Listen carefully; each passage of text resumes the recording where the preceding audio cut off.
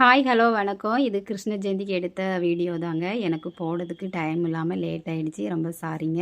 எங்கள் வீட்டு கிருஷ்ணர் கால் தடம் எப்படி இருக்குது அப்படின்னு சொல்லி மறக்காமல் கமெண்ட்ஸில் சொல்லுங்கள். இந்த கிருஷ்ணர் நான் ஒரு 3 வருஷமாக தான் ஆச்சு வாங்கி. இவங்க வந்த பிறகு தான் நாங்கள் அபிஷேகம் பண்ணலாம் ஆரம்பித்தோம். மற்றபடி நாங்கள் ஃபோட்டோ வச்சு தான் சாமி கும்பிடுவோம். குழந்தை இல்லாதவங்களுக்கு நான் ஒரு ரகசியம் சொல்கிறேன், நீங்கள் கேட்டுக்குங்க. அதாவது கோயிலில் நிறைய கடை இருக்கும். அங்கே நீங்கள் ஒரு கிருஷ்ணர் தவழ்ந்து போகிற மாதிரி ஒரு கிருஷ்ணரை அவங்ககிட்ட சொல்லி நீங்கள் வாங்கிக்கிங்க. அந்த கிருஷ்ணர் இந்த மாதிரி தான் இருக்கணும். அதை உங்கள் பூஜை ரூமில் வச்சு நீங்கள் பூஜை பண்ணுங்கள். கட்டாயமாக உங்களுக்கு கிருஷ்ணரே பிறப்பார். இது என்னோட அனுபவம். எனக்கும் இந்த மாதிரி இருந்துச்சு.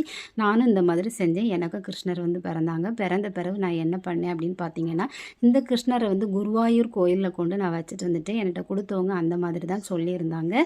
நீங்களும் இந்த மாதிரி செஞ்சு பாருங்கள். உங்களோட வேண்டுதலும் கட்டாயமாக நிறைவேறும். அதுக்கு நானும் பிரார்த்தனை பண்ணிக்கிறேன். மறக்காமல் எங்கள் வீடியோவை பாருங்கள், லைக் பண்ணுங்கள்.